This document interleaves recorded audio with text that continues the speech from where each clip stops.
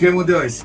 Chemo দেওয়ার পরে কি সুস্থ হয়েছিল? না আমি আরো রক্ত দাম লাগছে, একদম লাগছে, কেমো দেওয়ার পরে আরো অসুস্থ হয়ে গেছে। অসুস্থ হয়ে গেছে। হাত একবারই নাড়তে পারত না, খাবার খাইতে পারত, হাতে খাবারও খাইতে পারত না, হাত নাড়তে পারত না। আর কি সমস্যা হইতো?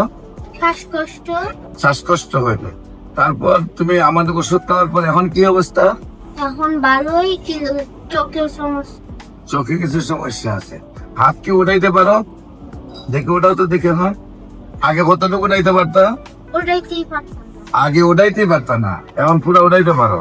মাত্র 2 মাস হয়েছে চিকিৎসা। ওই cancer specialist doctor SM. Sarwar. বিশেষ করে আপনারা জানেন সারা ওয়ার্ল্ডের ডাক্তারদের বক্তব্য হলো ক্যান্সার হলে আলসার। ক্যান্সার হলে আমরা সাময়িকভাবে চিকিৎসা দিয়ে থাকি, একসময় ক্যান্সারের মৃত্যু হয়, এটাই মেনে নিতে হয়। কিন্তু আর সেই রোগগুলার যেমন ভিত্তি নেই, আমরা বলবো ক্যান্সার, কিডনি রিপ্লেসমেন্ট, এই 4টি রোগের কোনো ভিত্তি নেই, সম্পূর্ণরূপে সুস্থ হয়। আজকে আমি এমন একজন রোগী আপনাদের সাথে পরিচয় করে দিচ্ছি, যাতে আমি নিজেও কল্পনা করেন যে আল্লাহ সুস্থ করবেন কিনা। আল্লাহ রসের সহমতে মাত্র 2 মাস চিকিৎসা করেছি আমরা। আজকে তাদের সেই চিকিৎসার বিষয়গুলো আপনাদেরকে শোনাচ্ছি। মামনি, তোমার নাম কি? নুসরাত। তোমার আব্বুর নাম? রফিকুল ইসলাম।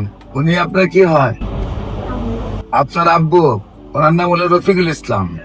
আপনার আম্মুর নাম কি? পপিয়া। পপি আক্তার। আপনাদের গ্রামের বাড়ি কোথায়? কিশোরগঞ্জ। গ্রামের নাম তারাই শরীরে। তারাইল শরীলাজি। পোস্ট অফিস তারাই। তারাইল থানা, তারাই। জেলা তারাই। কিশোরগঞ্জ। আপনার তো মেয়ে। আপনার নাম? রফিকুল ইসলাম। রফিকুল ইসলাম। আপনার পিতার নাম? আব্দুর রহিম ভুইয়া। আব্দুর রহিম ভুইয়া। আপনার মায়ের নাম? মনে আত্মা। আপনাদের গ্রাম নাম? এখন শৈলাটি। শৈলাজি। পোস্ট অফিস তারাই। তারাইল থানা, তারাই। জেলা কিশোরগঞ্জ। কিশোরগঞ্জ।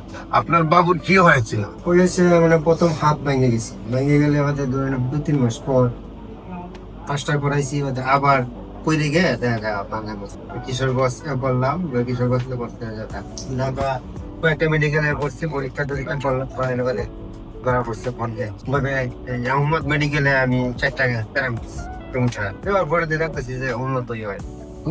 কোথায় হয়েছেন chemo? Ahmad medical. Ahmad medical কোথায় করছে? ধানমন্ডি। ধানমন্ডিতে। ধানমন্ডিতে আহমদ মেডিকেলে আপনি এই কেমো দেওয়া হয়েছে।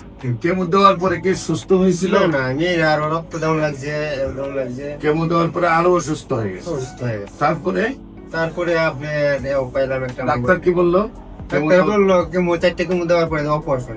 অপারেশন। অপারেশনের যে আপনি এইখানে অপারেশন আরো দেখছেন, আর তাদের অবস্থান কি? এই অবস্থা বেশি মানে সুবিধা না, অপারেশন করার পরে সুবিধা না। সুবিধা না দেখি বলে আমি এখানে তারপরে আপনি আর অপারেশন করেন না? অপারেশন না করে কি করলেন? আপনার কাছে চলে যাই। আমার কাছে চলে আসেন।